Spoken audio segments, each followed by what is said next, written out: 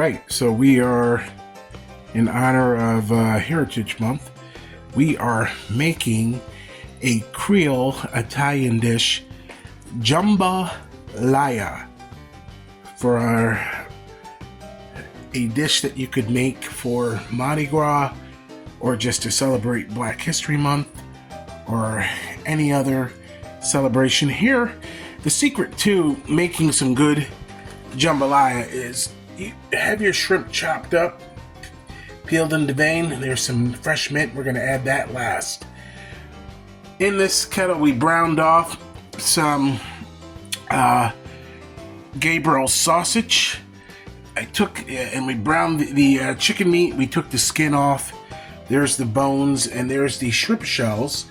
And there, what I did was, with some gloves, I took all the cartilage out and the bones, and just pulled that chicken with my hand. We're gonna add one whole Scotch bonnet pepper and scallion. We got tomatoes. We've got our chicken stock.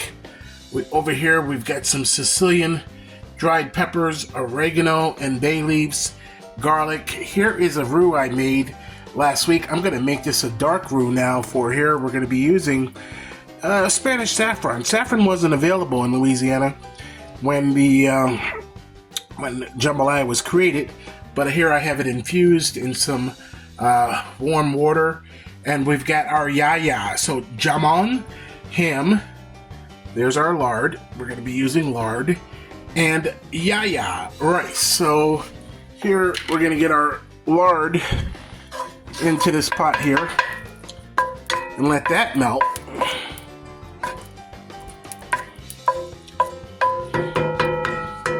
And over here we have some garlic powder and onion powder we're going to also add, and some fresh lime, because this is a chicken, sausage, and shrimp. Chicken, sausage, and shrimp jambalaya. Here we've got the holy trinity of, I did 50% onions, red onions, and sweet white onions, to our peppers and our celery. And now that that's melted, we're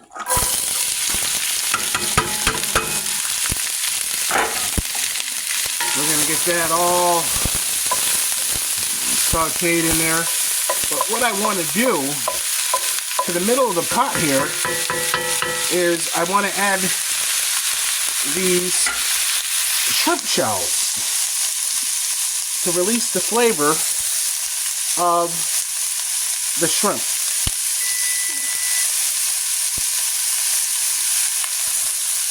Got our oven on to make some good cornbread. I might do it on stovetop spoon bread. And what you can do to release some more flavor of the chicken is to add these chicken bones also right into the center. And the reason why I'm doing it in the center is so that I can remove the shrimp shells so that they're not in the final dish. Once those shrimp shells turn red, we can remove them, and then we can add our roux and get that nice and dark in here with our bay leaves. And we're going to begin to assemble jambalaya. Jamon, yaya, jambalaya. Okay, so there is our shrimp shells. We're going to save those chicken skins. We can refry them nice and crispy and eat them and enjoy them as a snack.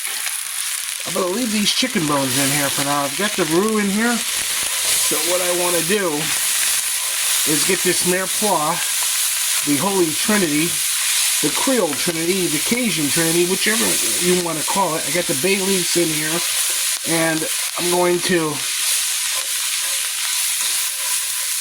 let this all saute with the chicken bones in here.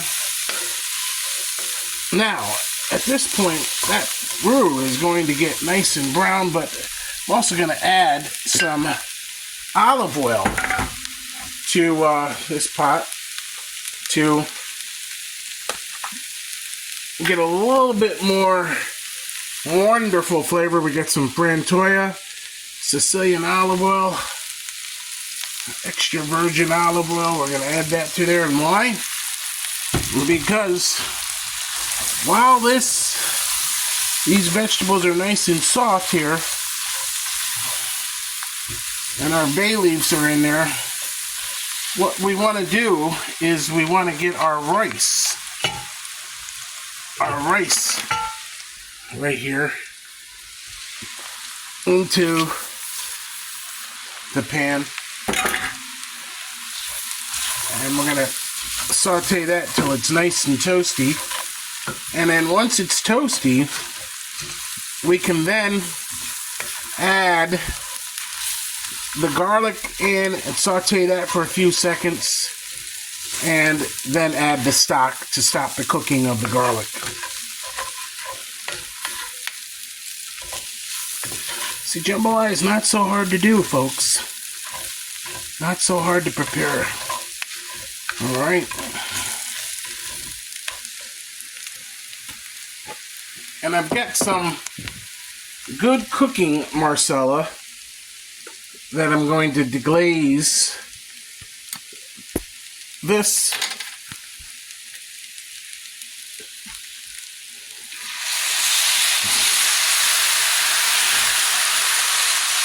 You can use regular marsala if you have it.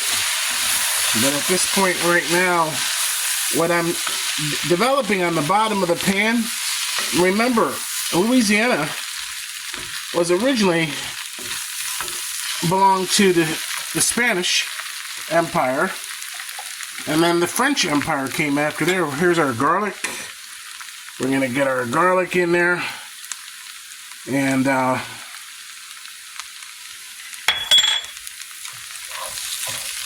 just for a few seconds, we're going to let that garlic cook and keep stirring. Count to 10, and at that point what you want to do is add your stock. I've got, see, on the bottom of the pan, that rice that's in the bottom, what that's going to do is that's going to be the pigal. In African American and Spanish families, my dad used to love to scrape the crusty rice off the bottom of the pot. So, to this, what we're going to do also too is we're going to add our saffron infused mortar. You can see the color starting to come together on this jambalaya. Look at the garlic floating there. At this point, we've got some roasted fennel and some oregano and the Sicilian peppers. I'm going to take the stems off of them, so I'll leave them over there. But we're going to add our spices, our garlic powder and onion powder, and give that a stir. So we've got our saffron in there, we've got all that in there, and this is how quick this is. We'll add our tomatoes. Okay. Now that jambalaya is starting to come together, right? And here you go. At this point, take your chicken, add your chicken,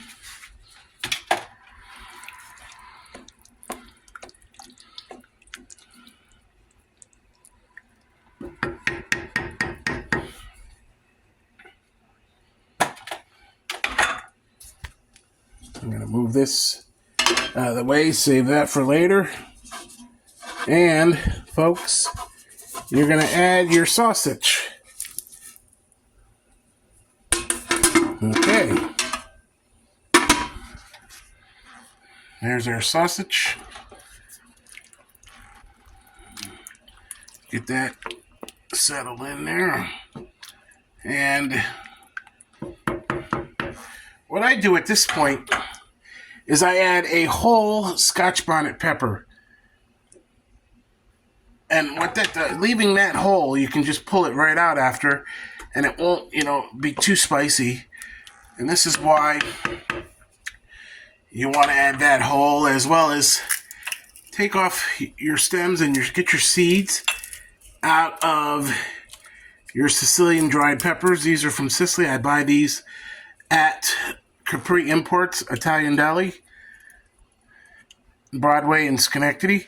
Add them whole without the seeds. And the only two things that need to go in last are our chopped shrimp, mint, and our scallion, which we're not going to add that until the probably 2/3 of the way of cooking. So this is how easy jambalaya is. Look at that already. All right, whether you do this over an open fire or a stovetop, I normally do this outside, and I'm going to show you some video, splice in some videos of us making this over an open fire. We cook all year long, even in the winter outside, but I'm making this at night, so we're not outside, otherwise we would be. All right, in this video, we have the full outdoor kitchen. Here is our new rotisserie and cooking grate. We've got some charcoal in our chimney that's going to ash over soon. We're going to build our fire. And these swing-out arms, we're not going to put a kettle on there today. We could put kettles on here for tea and coffee while we're cooking, but I want to show you this piece right here. Look at this. You could use this end or that end. Watch this. There is a nice big 9-quart kettle. We've got our other one here.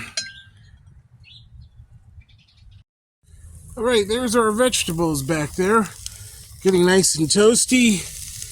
We're gonna add our chicken. All that. That's it there.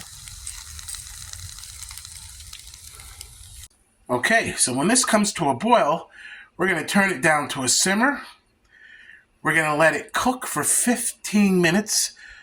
And then we're going to add our shrimp and our chopped mint and our scallion. And this is the great part. This is the lid right here. So this serves as also a skillet outside. If you turn it upside down, you see the legs. That serves as a skillet for outdoor cooking. This pot here is another outdoor cooking pot that we love. That sits right over the fire, and that has legs, 3 legs, just like that. But this is also the lid. So it serves as both the lid and as a skillet. So if you're cooking and you want to make corn fritters in the morning outdoors, you've got this whole great pot. But this lid fits this cast iron skillet, as well as, look at this bad boy. That's huge, right? That's the lid to this, but it also fits. So you want to buy cast iron pots and kettles that are interchangeable, where the lids are interchangeable. And we'll snack on that, the chicken skins later. So let's bring this to a boil. You can see it's starting to come to a boil. And then we'll turn it down to a simmer. At this point, you don't want to do too much stirring because you don't want your rice, you want your rice to be loose. You don't want your rice to be mush. So when it comes to a boil, stir it, turn it down, put the lid on, and then you will be able to take the lid off after about, like I said, 15 minutes or so, and add your shrimp and your mint and your scallion.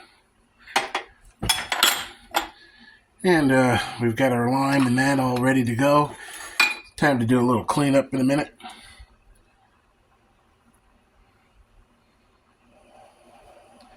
Turn up that heat a little bit, let that come to the boil.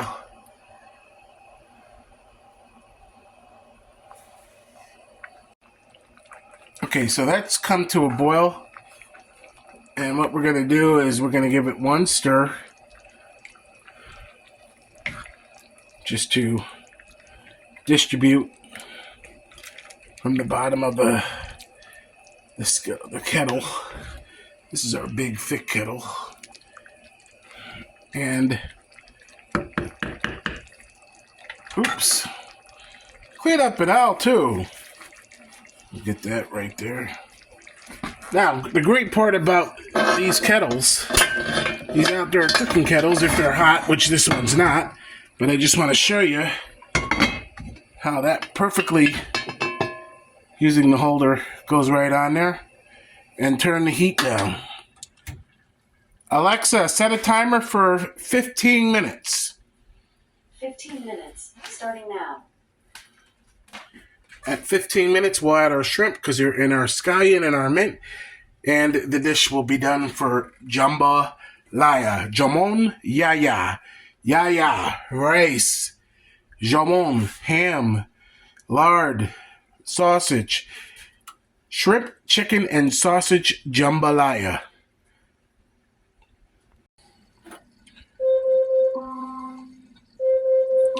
Alexa, stop timer. All right, let's see what we got here. Oh. All right, I'll put that over there for a minute. Look at that. Oh, yeah. Look at that jambalaya. Look. Okay. Just keep it loose. And what you want to do is now add your shrimp and your mint right to that. Add half your scallion. And we'll save some for garnish. Okay. And we're just going to embed these shrimp into here and keep them on the surface. And I'm going to take our lime and give some fresh squeezed lime juice over that. And put our lid back on. Alexa, set a timer for 5 minutes. 5 minutes, starting now.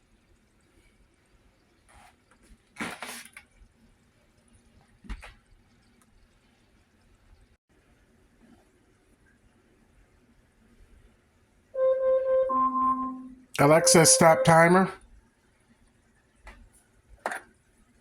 All right, so let's see what we have here.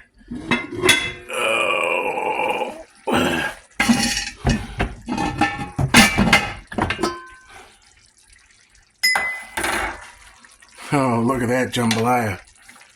Okay.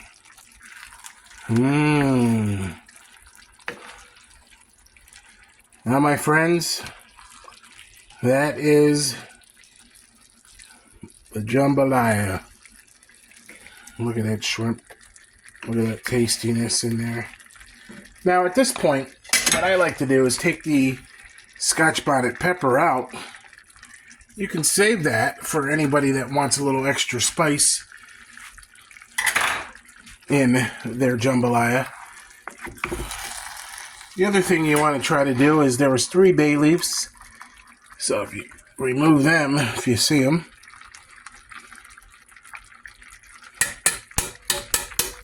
and as you serve it, keep your tweezers on the side. But this jambalaya is done. Let's turn off the heat. All right. All right, so to dish it up, get your bowls close by. I always like to turn the handle away so that the handle doesn't get messy. Take your spoon, serving spoon, and dish up some of that chicken, sausage, and shrimp jambalaya for your honey first. Make sure she get some shrimp there. Oh yeah. You can add more if you like to. And dish yourself up some. And I'm gonna add her a little bit more around there. But there you have it, folks. Chicken, shrimp, and sausage jambalaya. I want to talk to you about one other thing. My travels all through Louisiana, from New Orleans, spent a lot of time in New Orleans, Bourbon Street, and the Garden District and the French Quarter, Central Grocery for the Muffulettas, going out to vignettes and playhouses, and even a little bit of gambling down there and back in my days. But I love Louisiana. Traveled all the way down to the Cajun coast, to Maripure oysters, Bailey's seafood. Met a lot of great people down in the Lafayette County. But in New Orleans, met these folks that love this Tony Chachere's Creole seasoning. This stuff is delicious. They put it on everything.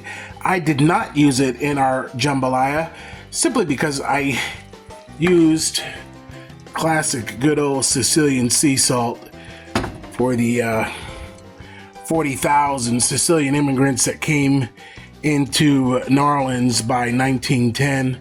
So keeping this very classic, using our yaya rice and a little nod to the Spanish Empire, the French Empire.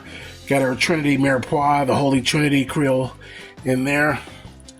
And, having these outdoor kettles to cook with over an open fire. Love this one here.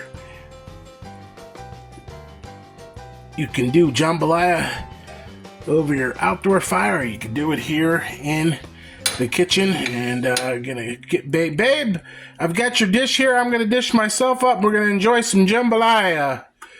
There you have it, folks, from Taste of Schenectady and Beyond magazine. And might as well mention it since it's a New Orleans thing. And 518pizzerias.com, but that's your jambalaya. Jamon, ya.